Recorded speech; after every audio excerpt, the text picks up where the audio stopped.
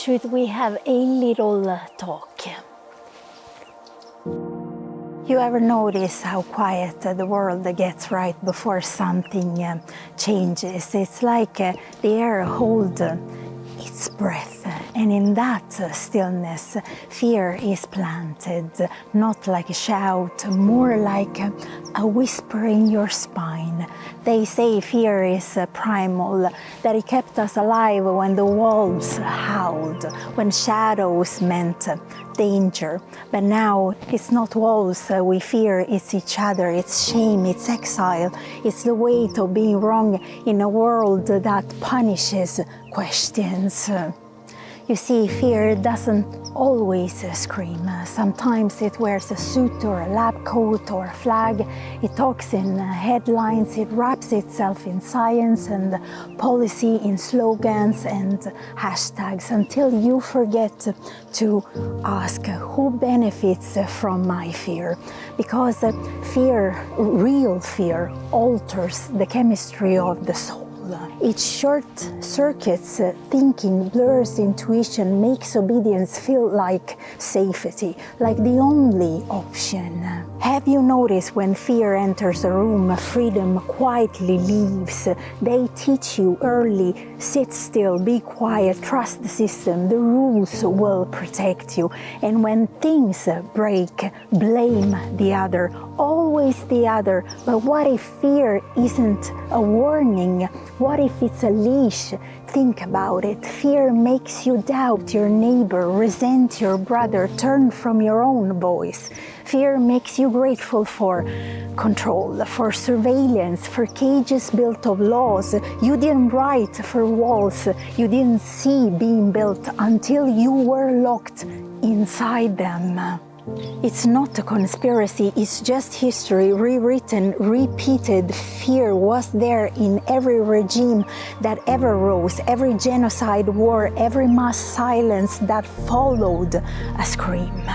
Not because people are evil, but because people are scared of being wrong, scared of standing alone, scared of losing comfort and community, or even just likes on a screen. And in that fear, obedience blossoms, not because it's right, but because it's safer than doubt.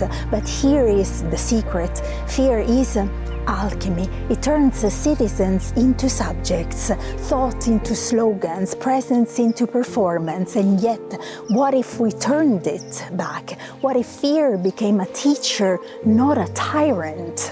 What if instead of reacting, we reflected? Instead of obeying, we observed? Because true courage, that kind that changes things, it doesn't come from strength, it comes from clarity, from asking the questions you are not supposed to ask, from refusing to call silence peace, from daring to think when the world chants in unison.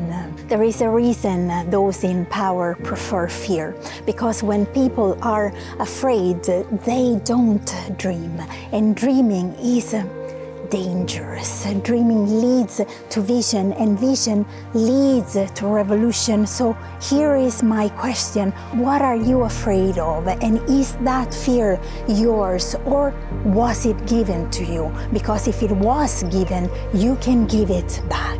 You can choose presence over panic, compassion over conformity, truth over tribe, even when your voice shakes, especially when your voice shakes. The world doesn't need more obedience, it needs more awake souls, more quiet rebellions, more people who feel the fear and still walk barefoot into the unknown, singing their own names. So next time fear knocks, don't answer blindly. Sit with it, ask it.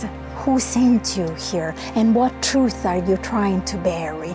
Because sometimes fear is just a shadow cast by the light of your own awakening. End of transmission.